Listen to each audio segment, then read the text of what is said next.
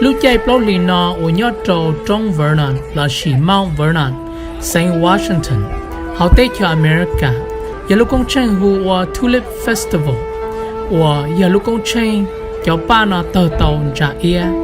ta trả nó giờ y, ta trả của hai nước America lại cho ba Tulip đấu chắp lờ. Thế lúc chạy nó mua tin này chống chắp lờ tuần gì sai, cho thổi cho ba Tulip nó tờ tàu giống gầu chia khí.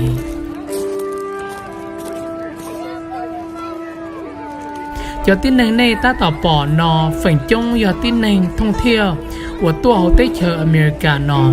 tôi sai tí cho ba nó xứ cho ba thủ lệ nó cho thầu lúc bế lì một cho lúc chi lì của giờ lúc chi hở của chua cho ba tàu tàn thọ ok.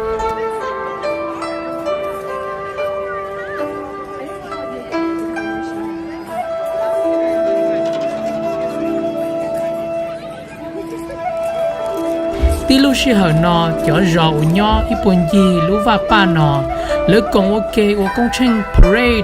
mua không nó không hậu muốn đâu dạ mua rồi cho tí nền tua thông thiên ở nhỏ cho lúc công trình Tulip Festival.